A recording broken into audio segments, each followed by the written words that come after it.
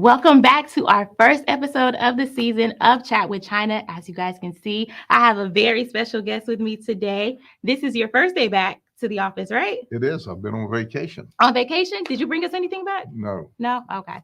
Well, I have to say thank you because this is your first day back. It's the first day of school, and you're a busy guy, right? And every day's busy for me, especially when I've been out of the office. So I can only imagine what you came back to. But again, thank you for taking the time to sit down with me today. We're going to discuss the community and some of the community's concerns involving the sheriff's office. But before we get into that, you guys know I cannot come back to the couch without my shout outs. So I'm going to give my shout outs. As you guys know, my first one, because someone told on me, goes to my daughter, Biscuit, who just started high school today, you guys. So I'm officially a Dreadnought mommy. Well, dual enrolled Harrison, Dreadnought mommy. So shout out to my baby, Biscuit. I love you very, very, very much. Lovely looks. She came and did my makeup today. Do I look okay? You look beautiful. Lovely looks, my best friend, aka Ashley. Thank you for coming today to get my makeup done or do my makeup. As you guys know, I have a glam team. Shawnee Slays got me in this morning and got my hair together. My curls have fallen, but he says I look beautiful, so we'll take that.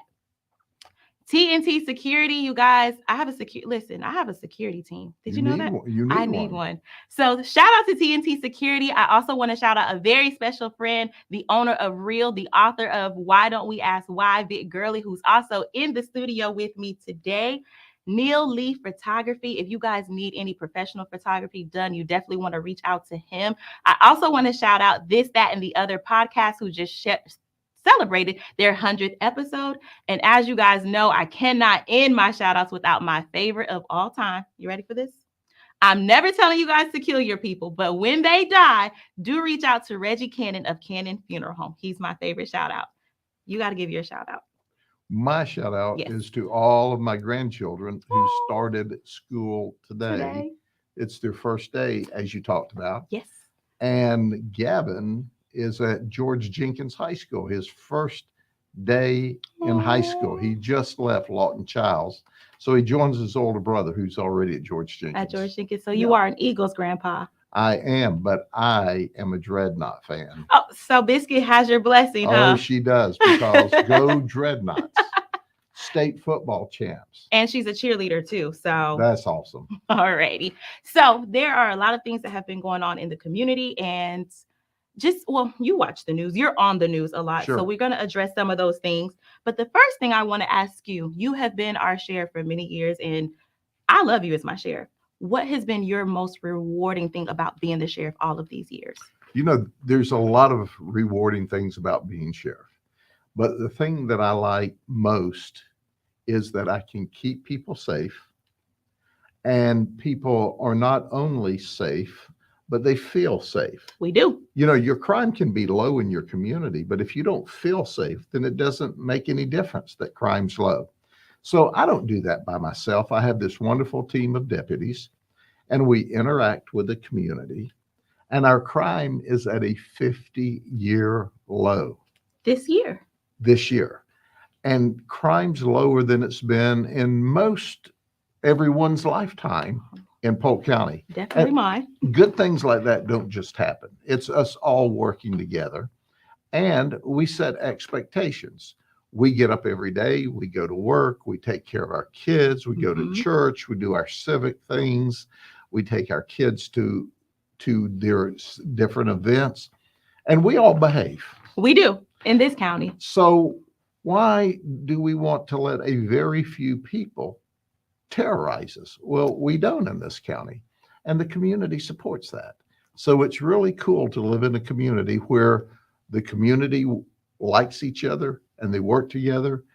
They respect us, we respect them, and we set boundaries. And if you violate the law, you just got to go to jail. You got to go to jail? So this question came specifically from the couch. I know that we're not on the couch per se. Yes. But this specific question.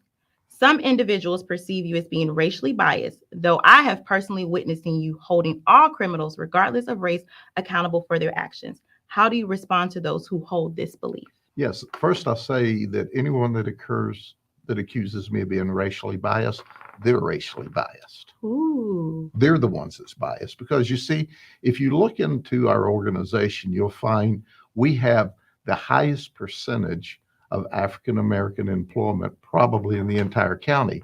For example, the African American workforce in Polk County is about 13%. Mm-hmm. The African American workforce at the sheriff's office is like 17, almost 18%. So we're 3 percentage points higher. In addition to that, the same thing's true for our Hispanic workforce, Mm-hmm. our female workforce. So if you look at our organization and you look how we do our job, we're anything but racially biased. But I get tickled when people say that, because what happens is someone gets arrested and they go, well, you only arrested me because I'm brown or I'm black, I'm female, or I'm white. Even the folks that are white think that we pick on them. Well, we don't pick on anybody. I tell folks, we don't pick our victims. We don't pick our witnesses. We don't pick our suspects. Whoever comes to us violating the law or witnesses a crime or being a victim of a crime, we're going to give them top quality service with a sense of urgency. So I want to make a personal note to that question. So I had to practice Right. to make sure I was within my time frame, and I practiced with Biscuit. And I read her this question, and you know what she said to me? I What? don't know if you remember this, but when I brought Biscuit the first time, Right. she had just released her book. 2 weeks later, I believe you saw, well, you did. You saw Biscuit on the news. Yes. And you sent her this card and you sent her this gold token. And she could not wait. The principal read it over the intercom. And she was just so excited that Grady Judd had sent her something directly to the school. And she said, Mom, I'm not the brightest person all the time, but if he was racist, do you think he would have thought of giving me, the little black girl, something like this? He didn't have to think of me. I had just saw him 2 weeks before. I love everybody. And I was raised as a Christian in church to love everybody. And that's what our Bible tells us. And so those that have hate in their heart can say what they want, but just understand that I'm always going to look out for everyone. I'm always going to help everyone. And that's what our team does as well. So, those that want to say ugly things, just be ugly. Okay. So, as we know about the Massey case that has happened and it's taken the world by storm, we do know that the sheriff's office does not wear body cams. Right. Why is that? There's a lot of reasons for that. The first reason that's the most important to me in this world about everybody knowing everybody's business, you have a right to privacy. Okay. And here's what people don't tell you about the body cams. If I put body cams on law enforcement officers, they're government officials. Okay. Now you have a burglary at your house. Okay.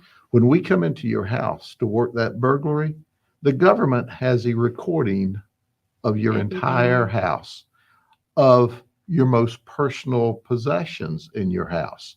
The burglar goes in, he's searching for jewelry, he dumps all your drawers upside down. Now we have videos of your underwear. That's not right. That's just not right. The other thing that bothers me about that, God forbid someone's child dies in a horrible crash. When we go to give that family the news, that's on tape. The worst news they could ever hear in their life and the emotional response from that, that's on tape. In addition to that, I think about this. Is there another industry in this nation that mandates body cameras? There are 350,000 medical malpractice deaths a year in hospitals. Is there any clamoring for doctors or nurses to wear cameras? No. Every day, people get up and they send their most prized possession to school, to a teacher, to be with a teacher all day long. All day. That teacher didn't have a polygraph or a psychological to be a school teacher. Is there a video on that person to see how they're treating your child all day long? Mm-hmm. No. And there shouldn't be. But my point is, why the cops? How did that get to be popular? So anyway, that's the first reason. Okay. The next thing that I like to tell folks is everyone has a camera. Everyone with a cell phone has a camera. I tell folks. Do you have an iPhone? I do. Okay. I have. If you want to record us, then you pay for the phone, you pay for the storage, and you've got the video. It's yours. If I do it, you know what the cost is? What's the cost? The taxpayers will pay between $4 and $5 million a year for the cameras, the maintenance, the storage In this county? in this county, just us. And then you have to pay for all the public records because I want you to think about this because some people will come in and say, well, I'd like to see China's video from every day she works in her life. Well, somebody here has to bring that up, redact it, and send it out to them. So the cost is off the charts. When, to the taxpayer, to me and you, if this person wants to video us, They can just do it. have at it, but do it yourself. And when you think about it, what is an unintended consequence by us, but not by some, is why do they want a camera on us? Because you'll never again walk up to a police officer and say, let me tell you who robbed the store, who broke in, who selling the drugs on the corner, with it being recorded. They're not going to trust that that camera is turned off. And so all of a sudden there is this brick wall built up between the community and law enforcement, because how are we going to get tips? How are we going to get information? I can tell you right now, no matter what community I worked in my entire patrol life, detective life, we would have a major event and you're trying to get information and a guy would look at you and go, not now, not now, not now. Get out of my face. And I knew to come back later. And I would come back after it all settled down. And then he'd say, hey man, I didn't want to be seen talking to you, but this guy did it. Well, if I'm wearing a camera, is he going to talk to me? Is he going to help me solve your burglary? Is he going to help me get the drug dealer that's trying to sell drugs to you, a kid on the street corner? Well, of course not. So I don't know how that business got so blown up other than politically it felt good. But I challenge folks to say, has there ever been a time I've not investigated or arrested my deputies if they did something wrong? You can't point to one because there's not. You've seen me fire people, you've seen me arrest people. I've got 2,000 employees, over 1,000 deputies, and occasionally one violates the trust of the community. I don't need a camera to tell me about that, because when people tell me about that, we investigate and we hold people accountable. So I've built trust with the community. The community's built trust with me. You want to record us, you pay for it. With the incident of Miss Massey, do you believe, had there not been a body-worn camera, do you think the outcome would be the same that it is now? I do.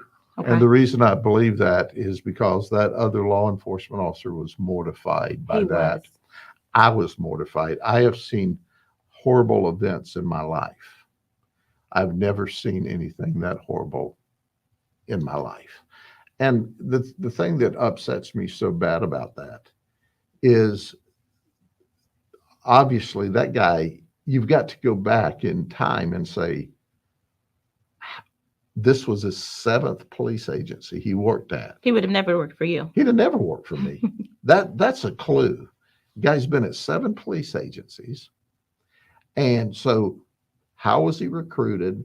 Did he get a polygraph? Did he get a psychological? What was his previous histories? That was just a bad guy.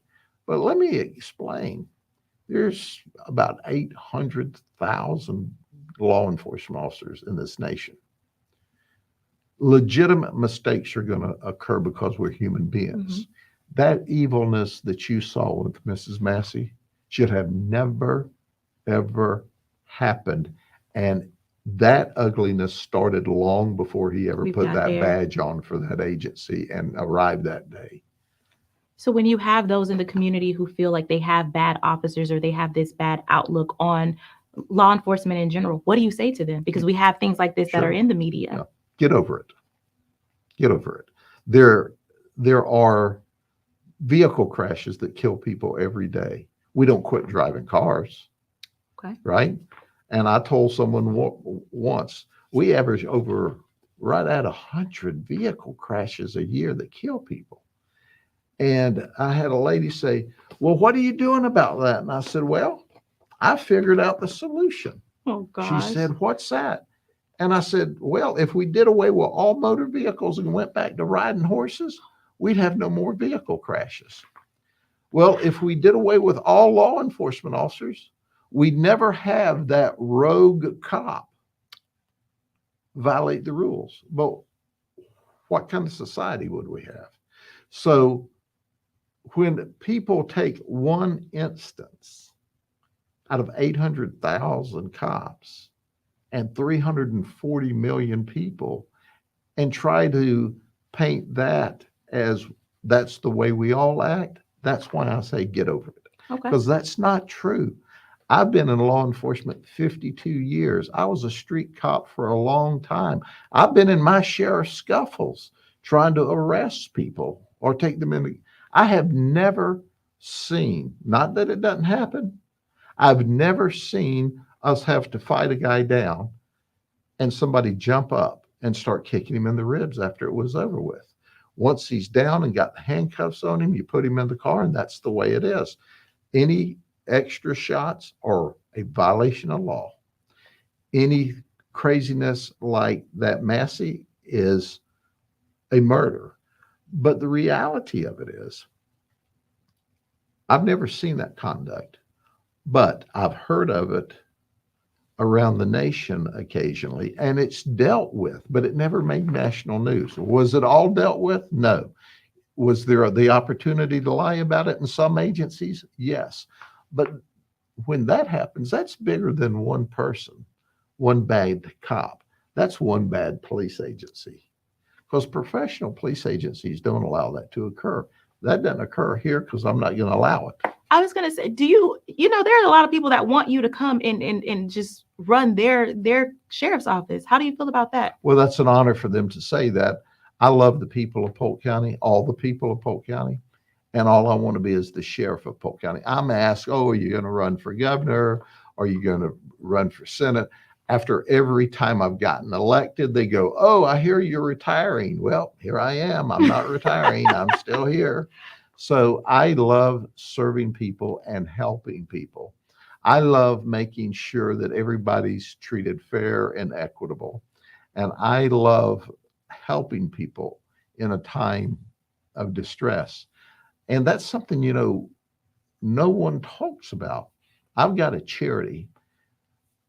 We raise $350,000-$450,000 every year.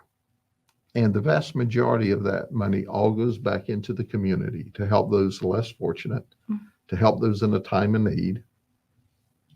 It's interesting, Christmas time, we make sure every child's got a toy by working with Toys for Tots. Deputies send toys out. We do turkeys at Thanksgiving. We help people whose houses burned down. And in addition to that, we are hooked into several warehouses across the state that says, hey, since you do all this charitable work, if we knock a pallet over where the packaging's damaged, nothing's wrong with the product, we take that product and we push it out through our churches, our community groups to the folks that are less fortunate. We'll give out $1 million, $2 million worth of product this year to those that are less fortunate. And you know what? What? Not one of those people that we've helped has complained. Before we get into the latter part of the interview, you mentioned you're not retiring. Never. Clear up this other rumor for me. Okay. Do you have an opponent this year? Is there someone running against you? Do you know I do? Okay. This guy has 10 previous criminal charges. Your opponent? Yes. Oh. He is a pedophile and a child predator. He pled all of his crimes down to misdemeanors when he was a school teacher and a coach, football coach at Fort Meade High School. He set up a camera without a 15-year-old child's knowledge. The kid played on the football team and photographed him nude in the shower. That's right. Your opponent. That's my opponent. After he pled down to misdemeanors, he got a year's probation. He went to North Florida where he was arrested for reckless driving, I think it was, not fleeing to elude resisting arrest, battery on a law enforcement officer, vehicle theft. He was deemed mentally incompetent and sent to Chattahoochee, where he stayed between his jail and Chattahoochee like 13 months. And then they got him back from Chattahoochee and he pled to misdemeanors. That's my opponent. I'm sleeping pretty good at night. I just don't believe the people of Polk County want a child sex predator and a pedophile for their sheriff. We do not. If you had to give any words to your opponent, what would they be? I wouldn't do that. I wouldn't even recognize him. No, I think the people can make that value judgment. They know they've got a sheriff whose staff gives away a couple million and a half dollars worth of charity to the kids and those in need in the community, and crime's at a 50-year low. And I've always been fair and responsible for everybody. And I'm a hometown boy, so I think I'll do all right. So you are the big time sheriff. Everyone knows you. They either love you or they hate you. It's one or the other, but you can't please everybody. Do you believe that your social media presence enables when you arrest those suspects? Do you feel that enables them of getting a fair trial? No, not at all. I can tell you that I have been involved in a lot of cases, and I've never seen one, big, horrific case that most of the jurors don't even recognize it when it gets to the jury trial at all, even with it headlines in the newspaper. But you know what's interesting about that? As long as the newspaper or the television's running the headlines, it doesn't seem to be a problem. But when social media runs the headlines, oh, it's a problem, it's a problem. Well, if you don't want to appear on my social media, don't violate the law. Don't violate the law. If you do, I'm going to not only lock you up, I'm going to hold up a card and say, you see this guy here? He's a raspert. He's a criminal. He stole from people and we put him in jail. So I tell everybody, that's just the way it is, It's like, it's the get over it thing, I'm going to hold people accountable in the community. I'm going to hold people accountable in the sheriff's office.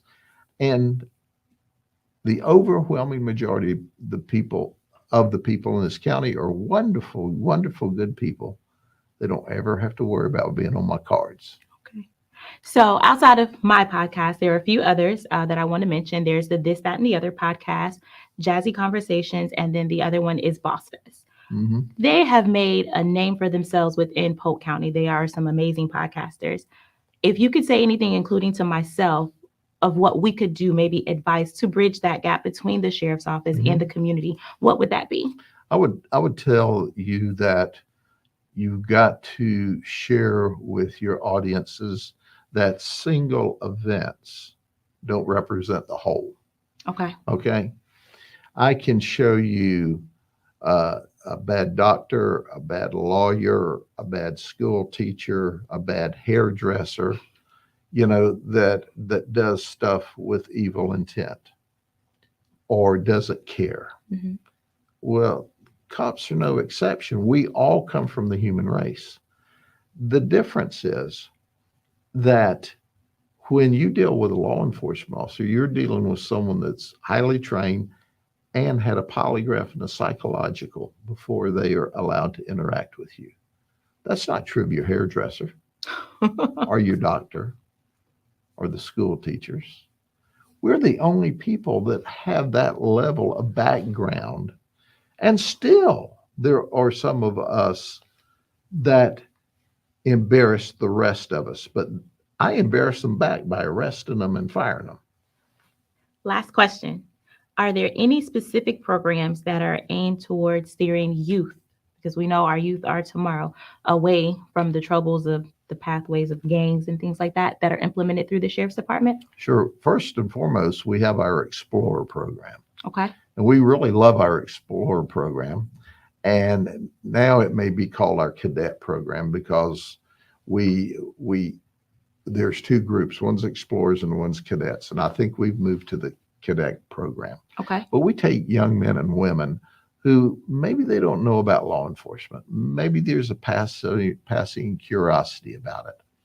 Or maybe they've got an uncle or aunt or either a mom or dad that says, cops are bad, cops are bad, cops are bad. And they think to themselves, well, I've never seen a bad cop.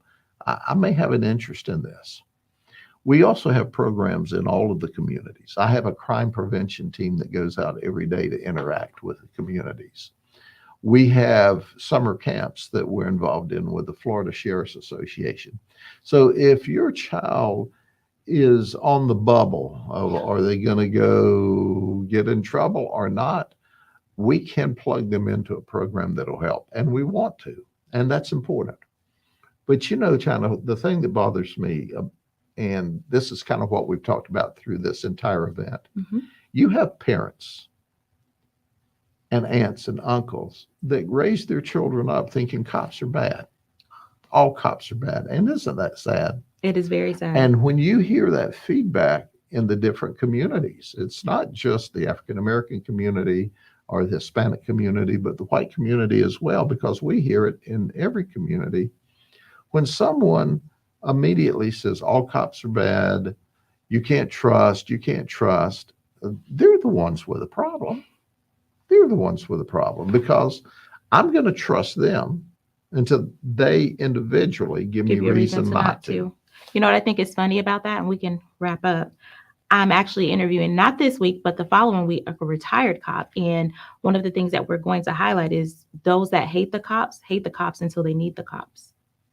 And that's something that I really stress. I actually got into, I wouldn't say an argument, but we kind of went back and forth about it when I made the post. Of course, I get my slack when I interview you. But, you know, you're not everyone's favorite. And it's like, well, you don't like the police or you don't F with the police, as they say. But then when someone bothers your family or your house is robbed or someone is killed in your family, who do you call? You call the cops, right? So I've never had anyone complain when I went to an emergency to help them. Never. And I've never had anyone that needed help complain other than, can we have help faster? So at the end of the day, you have to that's why I say, you know, forget about it. You have to push past those few naysayers because they're always going to be there. They will be. Jesus Christ had 12 disciples. One of them doubted him, right? And one of them, for 30 pieces of silver, you know, gave him up. So when Jesus Christ had 2 of 12 that didn't support him, very well said. The rest of us are just mortals. But I love the community. I love all the people. And heck, even the people who say ugly things about me, I just say, yeah, just get over it. I'm gonna still help you. I'm gonna still love you. I'm gonna still do the best I can. So you say what you got to say. It's okay. And that's it. Yeah. One last question, a fun one. What does your wife say about all of this social media attention that you get? She pays absolutely no attention to it. Really? No, she doesn't do that. She has her little Facebook account so she can look at the pictures of the nieces and the nephews and the cousins. But none of this resonates with her at all. She lives in her own little world, and she thinks that social media is going to be the ruination of the world. And some days I think she's right. I think she's right too. I want to say thank you again. I know it's the first day of school, your first day back. Sure. But you always make time for me and the questions that I bring from the couch, from the community. So thank you so much for today. Tell the couch and the community, move on with life. I'll keep you safe.